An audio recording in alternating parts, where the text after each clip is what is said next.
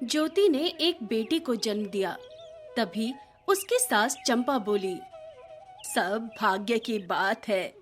एक बड़ी बहू है जिसके 4 बेटे हैं और अब देखो तुमने पहला बच्चा बेटी ही जन्म दी है। इस बात को सुनकर ज्योति अपने बिस्तर पर लेटे लेटे बोली, बस कीजिए माँ जी, आपको तो खुश होना चाहिए। आप एक स्वस्थ बच्चे की दादी बनी हैं और आपको जरा भी खुशी नहीं है। अगर बेटियां ही नहीं होंगी तो बेटे कहाँ से आएंगे? चंपा हमेशा ज्योति को इसी तरह ताने मारा करती थी, लेकिन अब ज्योति ने सोच लिया, सास है तो क्या हुआ, अब मैं इनकी और नहीं सुनूंगी। ज्योति का पति कंस्ट्रक्शन का काम करता था। एक दिन काम करते समय बिल्डिंग से गिर गया और वहीं उसकी मौत हो गई। हे भगवान, ये तूने क्या कर दिया? मेरा बेटा चला गया है। मेरा तो बुढ़ापा है। बड़े बहू और बेटे के साथ काट लूंगी, लेकिन ज्योति अब अपनी बेटी को लेकर कहाँ जाएगी? भरी जवानी में इसे विधवा बना दिया। पता नहीं किस घड़ी में इस बेटी के पैर पड़े थे कि पिता का साया ही सिर से उठ गया। माँ जी, जो होना था वो हो गया, लेकिन इस तरह की बातें करने की जरूरत नहीं है। बिल्डिंग से गिरना ये दुर्घटना थी, लेकिन उसका जिम्मेदार मेरी बेटी कैसे हो सकती है? मैं यही रहूंगी अपनी बेटी के साथ। ज्योति ने रोते हुए अपनी सासू माँ से कहा। चंपा रोते हुए अपनी छाती पीटने लगी। कई दिन बीत गए। ज्योति ने रोते हुए अपने पति को याद करते हुए अपनी बेटी पिंकी से बोला, तुम चिंता मत करना मेरी बेटी, कोई कुछ भी कहे, लेकिन मैं तुम्हें कभी तकलीफ नहीं होने दूंगी।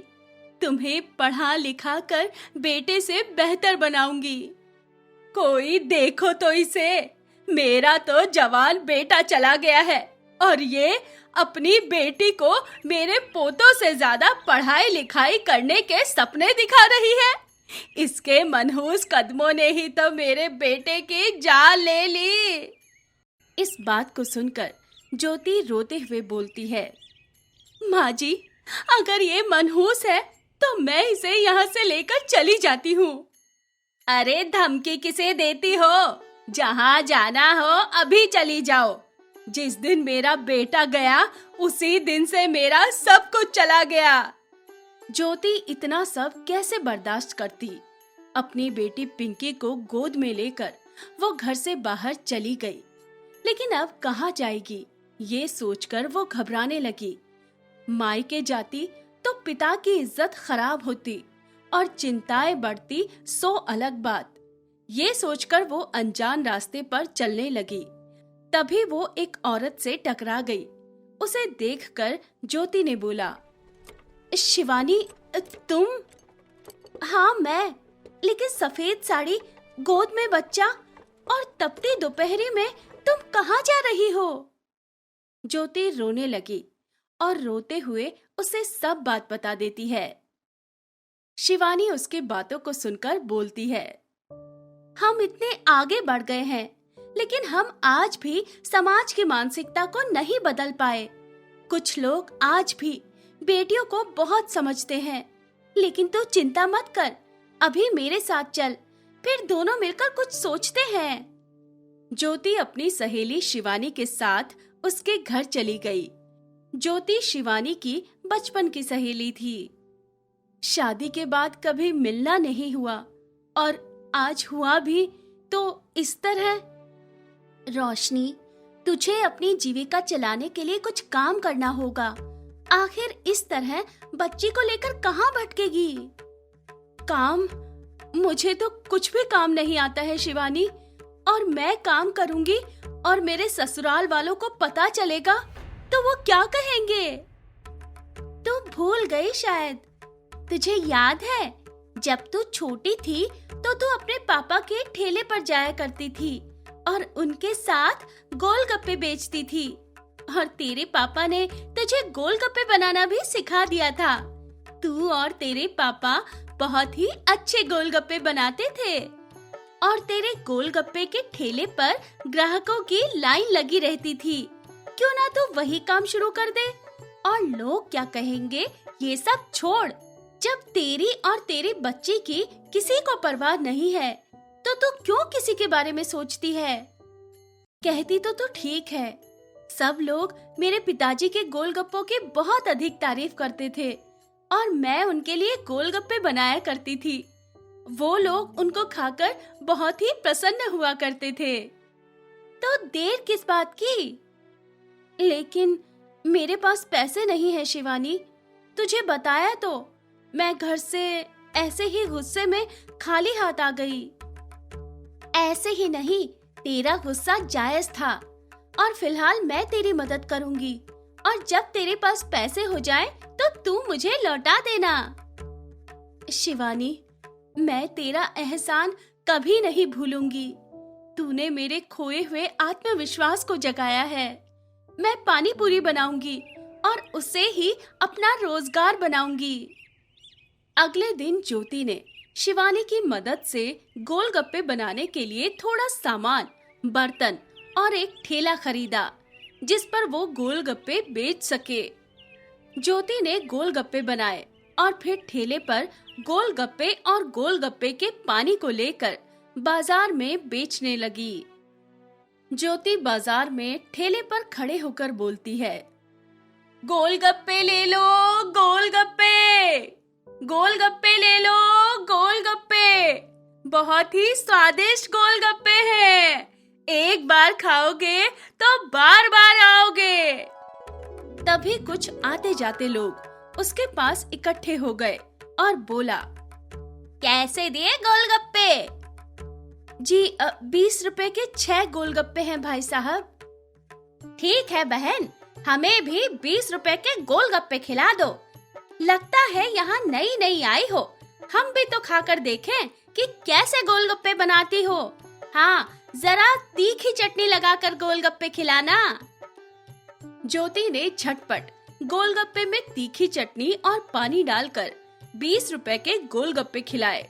गोलगप्पे खाकर आदमी बोला, अरे वाह वाह बहन, गोलगप्पे तो पहली बार खाए हैं असली वाले। भाई हमें तो लगा था कि कोई लो क्लास गोलगप्पे होंगे, लेकिन तुमने तो बड़े बड़े गोलगप्पे वालों के दुकान को भी मात दे दी है। जी शुक्रिया भाई साहब, आप खाइए और लोगों को भी बताइए। मैं इसमें बिल्कुल ताजे और प्राकृतिक मसालों का प्रयोग करती हूँ जो आपकी सेहत के लिए भी फायदेमंद होंगे। फिर एक के बाद एक ज्योति के गोलगप्पे खाने वाले ग्राहकों की संख्या बढ़ती चली गई। एक दिन ज्योति की सहेली शिवानी ने कहा, अरे वाह, क्या बात है, आज तो ज्योति बहुत खुश नजर आ रही है। शिवानी, मुझे मार्ग दिखाने के लिए शुक्रिया, और ये लो तुम्हारे पैसे। किया तो सब तूने है, मैंने तो केवल मार्ग दिखाया है, तेरे खोए हुए हुनर को तराशा है। और रही बात पैसों की, तो ये मैं जरूर लूंगी, क्योंकि ये तुम्हारी पहली सैलरी है। मैं इसे हमेशा अपने पास तोहफे के रूप में सहेज कर रखूंगी। ज्योति अपने गोलगप्पे को ठेले पर रखकर बाजार में लेकर प्रतिदिन जाती थी और उसका ये काम अच्छा चल निकला। ज्योति ने अपने लिए एक कमरा किराए पर ले लिया और अब ज्योति अपनी जिम्मेदारी खुद उठा सकती थी। समय गुजरता गया। ज्योति ने अपनी बेटी पिंकी का एडमिशन एक अच्छे स्कूल में करा दिया। अब ज्योति के पास काफी समय था। उसने अब एक दुकान भी ले ली और मदद के लिए कुछ लड़के भी रख लिए। साल दर साल यूं ही गुजर गया। ज्योति के ससुराल से उसकी कभी किसी ने खोज खबर नहीं की।